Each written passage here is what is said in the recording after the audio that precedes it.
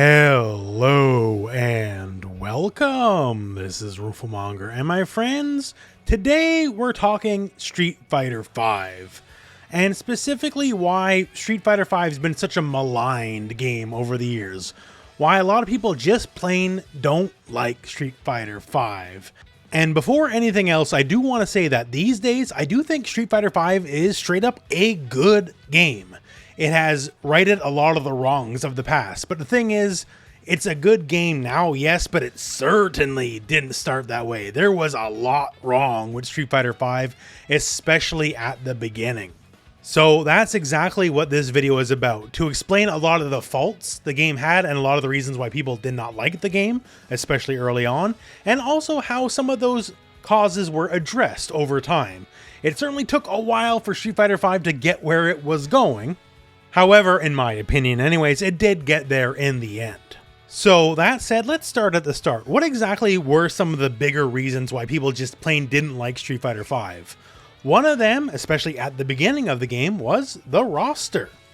So here you're looking at the initial launch roster of Street Fighter VI. 16 characters all in all. And by fighting game standard, 16 is definitely on the lower end of things. Now, the quality of the characters for the most part was well received. You know, you have your classics, Ryu, Chun-Li, newcomers like Laura, well received, and other characters like Rainbow Mika and Karen were asked for a very, very long time. However, you do gotta keep in mind we're coming directly off of Ultra Street Fighter 4, right?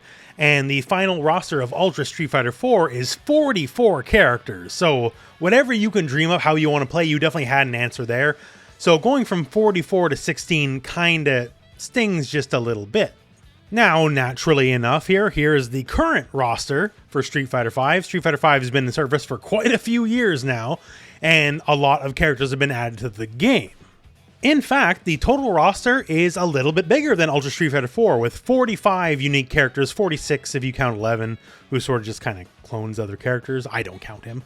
But regardless, it's bigger than Ultra Street Fighter 4 in the end, but once again, that took many years to get to that point. Street Fighter V's initial roster of 16 was definitely one of the most maligned things about the game early on.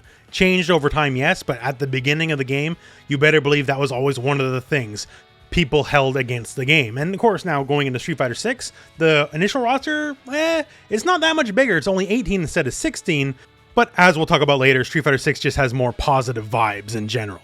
Okay, so that's one aspect why people weren't big fans of Street Fighter V at the beginning, the small roster. Another thing, and this one is a lot more damning in my opinion, because roster size is whatever you make of it, was just kind of the lack of content in the game. Street Fighter V redefines the term bare bones, at least in terms of content for a fighting game. Because there was almost nothing outside of versus, training mode, and going online. That was basically it. Like what you're seeing here was effectively the totality of the single player mode, where you could pick a character and you'd have anywhere from like 1 to 3 fights and have like a little story around it. And the fights were the easiest possible difficulty. You could sleepwalk through them. You got a little bit of story, I guess, which is nice, but that was it. That was everything. So the basics, like an arcade mode, which is one of the building blocks of a fighting game. The arcade mode did eventually come, yes, 2 years after the game's launch. Not 2 months, not a year, 2 years is what it took to implement a basic arcade mode in Street Fighter V. Here in the fighting game community, we make such a big deal about all the big moments in fighting games, all the sick plays, the hype tournaments, all that kind of stuff. But the reality of the situation is the vast majority of people who play fighting games just want to beat up against the computer. They got no grand designs about making Evo top 8 or something like that. They just want to beat up computers, fight the boss, and get the ending, and they're satisfied enough. And that basic experience was not there for Street Fighter V for 2 years after its launch. And honestly, as far as arcade modes go in fighting games, I'm still not going to say it's one of the better ones. It was there basically to say they could finally check mark that box off. Okay, we did it, now leave us alone.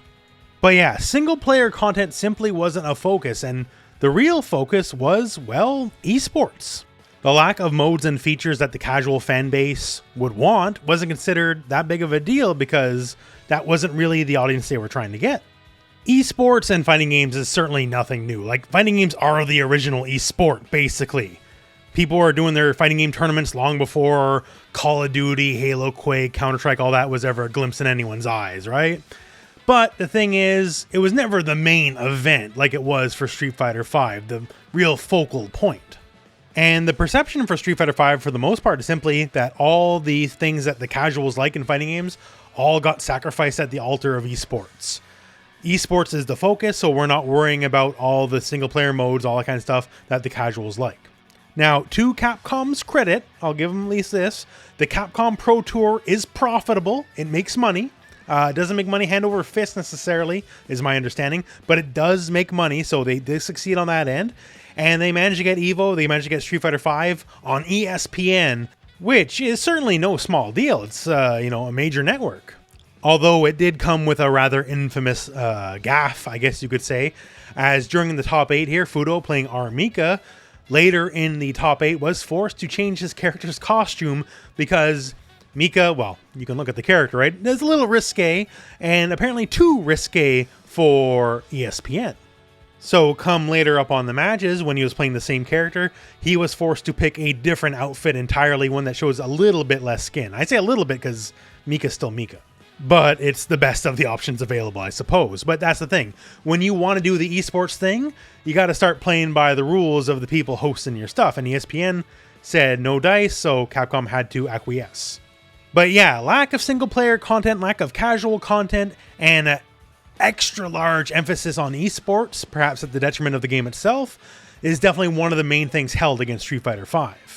So the things mentioned so far are pretty big deals and definitely to this day have been held against the game, but none of them are directly gameplay related. Like, maybe there's not as much single player content, but once you get into the game, fight another person, that's the core of Street Fighter in a lot of ways, right? And you better believe people had a lot of issues with the core gameplay. Specifically, crush counters and V triggers. So the crush counter takes any given move, everyone has at least one, and if it hits on a counter hit, it gets a special effect. And from that special effect, generally you can juggle, get something a little bit extra, be it a big combo or a little combo, depends character to character, but you can get something off it, right?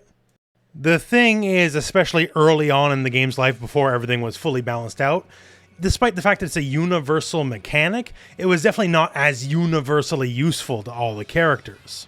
Some characters could use it like a sledgehammer. This whatever move that has the crush counter property attached to it, just spam it over and over and over, and if you connect, boom, you get your crush counter and you can dash in or whatever and get a very large combo. And other characters, theirs was basically relegated only to punish combos or something like that, because they had some sort of weakness, like Vega's case could not hit crouching characters, so therefore if it's like neutral with crouching buttons, it would never work. Simply put, there was haves and haves not. Some people, their game plan was the crush counter, end of story. And other people could barely use the mechanic. So eventually, over time, it got nerfed, and crush counters basically rewarded you less damage. They did advanced combo scaling, so your damage from the crush counter combo simply wouldn't be as big, meaning it dominated the conversation a little bit less. But when we talk about dominating the conversation, we got to talk about V-Trigger. So, despite assurances otherwise before Street Fighter V came out, the V-Trigger mechanic is the comeback mechanic. This is you are getting rewarded for losing. The main way to build your V-Gauge is to get hurt. It's to lose, basically. And once you get hurt enough, or some other factors like getting crush counters or using your V-Skill will also build it. But for the most part, once you take enough damage, you build up your V-Trigger, and then you can use whatever it is. And the strength of V-Triggers has wildly changed over the course of the life of Street Fighter V, to be sure. But when we talk about crush counters having haves and have-nots, it's even more crazy with V-Triggers, because some characters, the V-Trigger almost is the character. Like, for example here, G. He has a mechanic where he can build up a resource. And the more he builds up, the better his moves get. Now, you can just bypass it entirely. Because regardless of what your level currently is, once you go V-Trigger, it's full. It's all the way full. And also, you get to break the rules and you get to cancel all sorts of moves into all sorts of other moves. And things just start getting crazy. You're up against an incredibly, wildly stronger version of the character for as long as his V-Trigger is active. Versus, say, someone like Zeku. His V-Trigger too, like, he'll hit you with this bonk, and then change his stance. And like you might use it in a combo or something, sure, but like it's not a game changer like G's is. And that was precisely the issue for so long, is so many characters had game changer V-triggers and a lot of other characters didn't. Now, it didn't mean necessarily that if you didn't have an amazingly powerful V-trigger, then your character was weak. Like, Karen has been strong through most of Street Fighter V, and her V-triggers are nothing to write home about, but she's just very strong in other aspects of the game, right?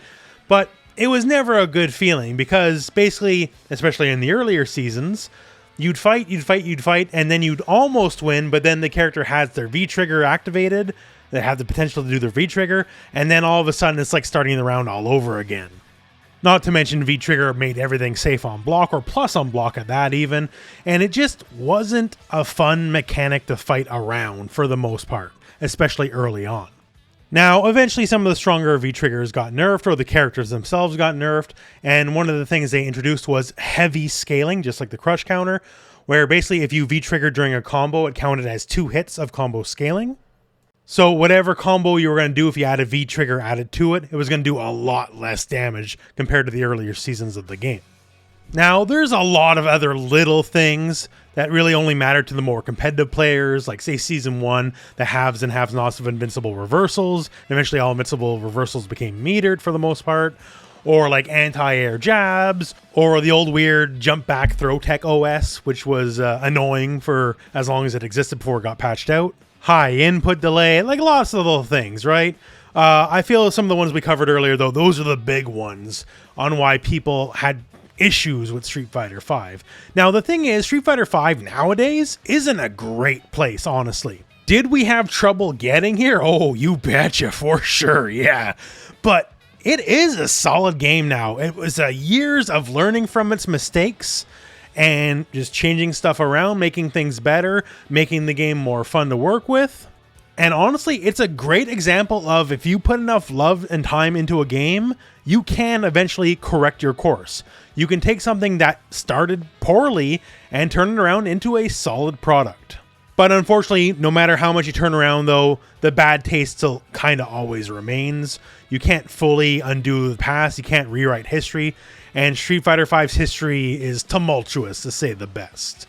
The best thing to come out of it is perhaps, well, Street Fighter 6. Definitely lessons learned across basically every single front. When it comes to casual modes, you know, we have a giant open world single player mode in World Tour. Casuals will have tons of fun with that. Hell, even me, like competitive players, will have a lot of fun with that too, I'm sure. V-trigger, comeback mechanics in general, yeah, those are gone in Street Fighter 6. They basically give you every tool you need to work with, and you gotta earn your comebacks. A little red bar filling up won't do it for you. And some of the ideas were just straight up good, like crush counters. Those return in the form of punish counters for some moves, just now with the knowledge, okay, don't make them too powerful out of the gate, right? So Street Fighter V was definitely a rocky ride for one of the most famous franchises in all of video gaming, but they turned the ship around, and I think they made it all right in the end.